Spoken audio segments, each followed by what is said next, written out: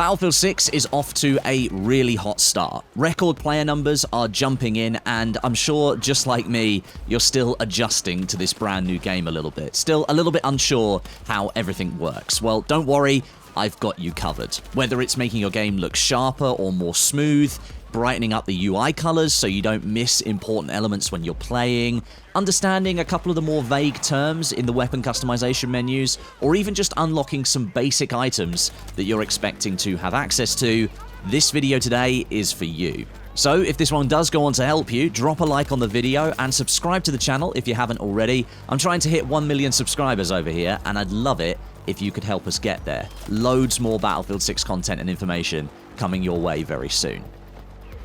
Okay, we'll start with the settings menu, and yes, I know it's still a jumbled mess and not much has been refined since the beta, but there are some very important, easy fixes within the graphics menu that can help you improve the performance of the game and make things look a little bit cleaner. First of all, I'd recommend just reducing the overall brightness of the game a touch. If you move it down to 45 or 43, that should do it. This just kind of takes the edge off some of those more contrasting moments, like moving from inside to outside buildings. Now, I also like my games looking really sharp and punchy, and Battlefield 6 has a built-in sharpness slider, and I've got it set to 80 out of 100, but you might prefer a more smoother look. You might not like things to look that punchy, so mess around with this a little bit, dial it into your own setting. It's definitely a personal preference, but it's nice to have that slider so you've got control. Then, to clean up the game a little bit more, make sure you pull those weapon and world motion blur sliders all the way down to 0. This stuff might look good in trailers, but it's not great for gameplay and seeing what's going on, as well as reducing the camera shake slider all the way down to 50. That's the lowest value that you can set it. Then go and turn off chromatic aberration, vignette, and film grain. All of these are post-processing effects that you don't need on during your gameplay. Scroll down a little bit further, and if you're on PC, please, for the love of God, make sure that you turn off VSync. The amount of people I've seen that still got that turned on, please turn that off. And then, down into Interface and HUD, turn off Infantry and Vehicle HUD Motion. This stops the HUD on your screen, like the ammo counter and the minimap, bouncing all over the place when you're moving around or if an explosion goes off nearby. The HUD shakes a lot in Battlefield 6. Turn those settings off if you want it to remain static so you can see what's going on. Now, I've had a lot of comments during my streams in the first couple of days after launch of people asking why my HUD and icons look so much clearer and brighter, but how the game can also still look a little bit cluttered. Now, I've made a few changes last night to reinstate some of the settings that I had during the open beta, which is where I really dialed things in. So here's how to make all the little icons like objectives, friendlies, enemies, just look a lot more clearer when you need to see them, and then have them fade out a little bit when you don't need to see them. Head into the graphics settings and scroll down to icons and indicators and click into the HUD icons menu. In here, we've got controls for almost all the different HUD elements that we want. It does look a bit daunting, but trust me, just follow along with the numbers and you'll be absolutely fine. Scroll down to objective icons and set the sliders to 100, 80, 40, and 20. This sets their general scale to 100% full size, their opacity to 80%. When zoomed in ADS, the opacity drops to 40%, and then when the icon is occluded by cover, to just 20%. This is going to clean up your HUD massively when you ADS when it comes to objective icons that might be in your eye line. And now we're going to adjust all of those settings for lots of other HUD aspects. So scroll down and implement these numbers for friendly icons. You want 100, 60, 40, 100, 60, 40. The two 40s there should be on your zoomed sliders. This takes the opacity all the way down again for icons that might get in your way when you're in ADS. Then scroll down to squad icons, and here are your numbers: 100, 60, 40, 100, 60, 40. Then for enemy icons, we're not actually going to adjust these at all because we need to see these enemy icons at all times. They need to be as visible as possible. So if these aren't already set to 100, please set all the sliders under enemy icons to 100. And then neutral icons, we'll set those to 100, 60, 40. Now, feel free to mess around with some of these scales and opacities if you want to. These are the settings that I'm using. You might not quite like them, so please have a little bit of a play about. You might find that you're missing icons or they're still too visible for you. Just move the sliders around a little bit, play a couple of matches, and dial those settings in. Next up, you might notice that some of the colors in my HUD are a little bit brighter and a little bit punchier than those of your own, and that's because I've made some specific changes to the colors in the game, the crosshair, the minimap, and the hit markers. So, first of all, let's change your HUD colors. You need to head to Accessibility and then select Color Profiles. In here, we've got all the different colors for all the different elements, and all I've done is taken the color that was already set for that element and then chosen a brighter version of it to give me more saturation and more vibrance. So click into each element and then drag the color picker circle to the top right corner of the palette, and you'll end up with a more saturated color for each element. Then to adjust the crosshair, which some people have been saying can get a little bit lost in all the chaos in Battlefield 6, head to the graphics menu and scroll all the way down to icons and indicators, and then click into the crosshairs submenu.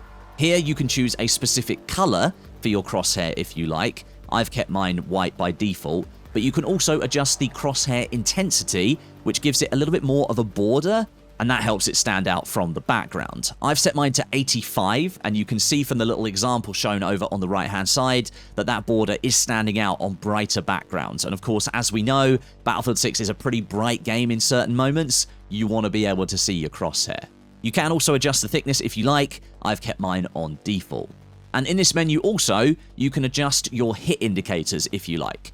I've changed mine slightly, upping the intensity to 70, and implementing individual hit, headshot, and kill colors. I've added this cyan blue for headshots to keep it distinct from the standard red kill color.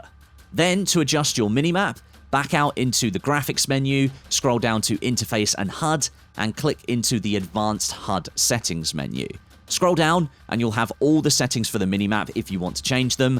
I've slightly reduced the background opacity to 85, but honestly, the most important setting here is to just change the size to large. Now, in-game, it doesn't make a massive difference compared to medium and small, but it's the most important UI element in the game because it gives you so much information about where enemies might be. You want the minimap to be as big as possible. Okay, moving on from settings, let's give you guys some important tips and tricks around the classes and the different weapons and gadgets in Battlefield 6. One of the biggest early complaints I've heard is people jumping in, getting on the assault class, and realizing they've got absolutely zero ammo for both of their weapons. By default, the assault class comes with 2 primary weapons. It's an assault rifle, and I think by default it's a shotgun. The ammo is shared between both of those primary weapons. So if you want all of the ammo to go to one primary, unequip the second primary and replace it with a regular assault gadget. All of the ammo then defaults to the solo primary weapon, and voila, you've got all of your ammo back. You might also be wondering where all the spawn beacons from the beta have gone. Well, now the assault class is the owner of the spawn beacon. DICE decided it was time for it to move to the frontline pusher rather than be with the bush camper. However, to unlock it, you need to complete a challenge. Some items in Battlefield 6, rather than being unlocked via usual soldier progression, so each time you rank up you get new items, some of them are locked behind specific challenges, and the spawn beacon is one of those. So head into the challenges menu from the main menu. You can then click the assignments tab down on the left, and then click class up at the top. The first assignment is for the assault class, and it shows you how to unlock it. You're going to need to get familiar with this challenge and assignment system because there are a bunch of unlocks in here that you're going to want to work towards, and it's probably going to be easier to do it now during the launch period where everyone is just getting to grips with the game as opposed to doing it later and you're having to play a little bit of catch up. Now, alongside all of these different items, gadgets, and weapons that you need to unlock for your classes, each class in Battlefield 6 comes with a set of passive abilities called the signature set, and you need to be aware of what these are and what they do so you can make the most of each class, and you can make better choices about what weapons you run with each class. So the assault class comes with assault rifle proficiency. So if you equip an assault rifle, you'll get faster draw times on that weapon, as well as faster sprint to fire speeds. That makes you a little bit more nimble in a gunfight. And you also get something called Mission Focused, which is great for objective plays. It gives you faster capture times on conquest flags, faster arming and disarming of MCOMs in Rush, and a real boost, quicker cooldown times of your in-combat state, so that squad mates can spawn on you faster. They're really pushing the assault class to be this frontline pusher, this big objective player, and that's what these signature sets push into. The Engineer class comes with SMG proficiency. That grants you better hipfire accuracy with SMGs. And Mechanized Infantry. They take less explosive damage from nearby friendly vehicles, plus the ability to block enemy players from stealing nearby friendly vehicles if all of the crew have gotten out of the vehicle. Now, I didn't even know about this feature until I started making this video. This is pretty cool. It's going to stop enemies from being able to steal your vehicle if you hop out and all the friendlies hop out and start repairing the tank. It means an enemy can't run up and go and steal your vehicle. That's pretty cool. Support gets LMG proficiency. This grants faster ADS times and no sprint speed penalty when using LMGs, which is a massive bonus in my opinion. It makes you as nimble as other classes essentially. And you get squad supplies, so squad mates can run up to you and interact directly with you to take ammo and health off of you, instead of you needing to drop a supply bag on the ground. A lot of times, support players in previous Battlefield games would never drop ammo. DICE has solved that by adding an interact feature. I think that's pretty cool as well. And finally, recons get sniper rifle proficiency, which reduces weapon sway, speeds up rechambering between shots, and it gives you better breath control when using sniper rifles. This is paired with Aim Spot, which essentially is an auto spotter for recon players. If you aim down sights, any enemy that you see will be automatically spotted for your team in the world and on the minimap. The speed at which the auto spot kicks in depends on how far away you are from the enemy player or how high powered your scope is on that sniper rifle you're using. Now, jumping into weapon customization, you're going to be spending a little bit of time here because there's plenty of stuff for you to unlock, but I'm not going to assume that you don't know how to read those bars down in the bottom right-hand corner, because of course you do. When you choose different attachments, those bars are going to change, and that lets you know how the performance of the weapon is going to change as well.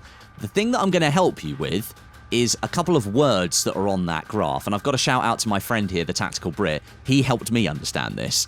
This menu has a decent stat readout in the bottom right-hand corner. You can expand it to give you more information if you want. You've got headshot multiplier, reload times, whatever.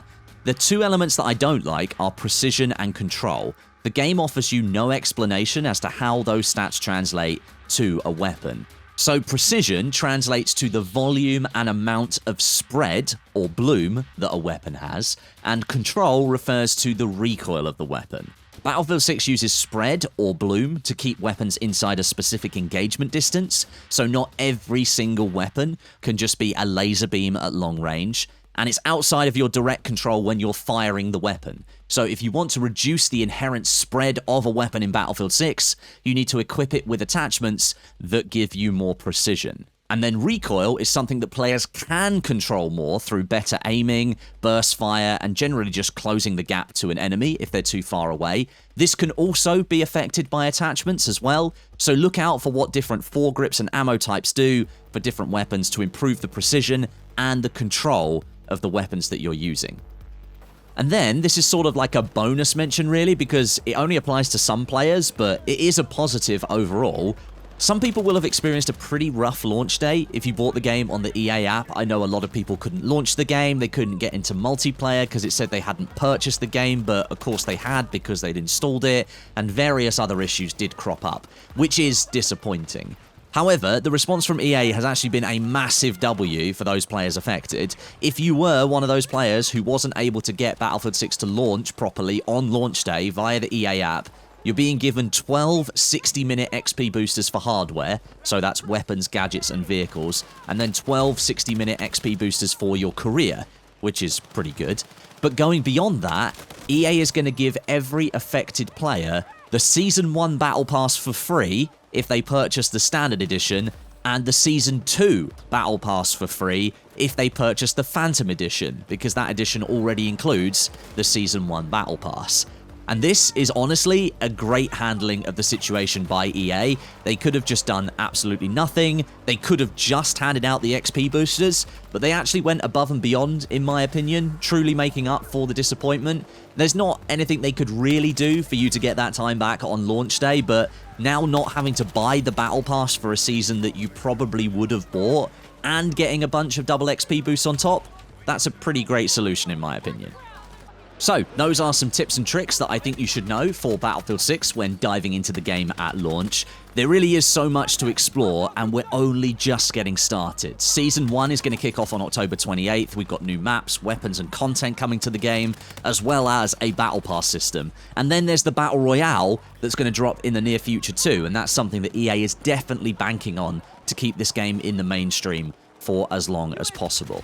So I hope you've enjoyed my Battlefield 6 content so far. Go ahead and drop a like if you have. And if you're not subscribed, consider doing so. I've got plenty of other content coming up over the next couple of weeks. Thanks for watching, and I'll catch you soon.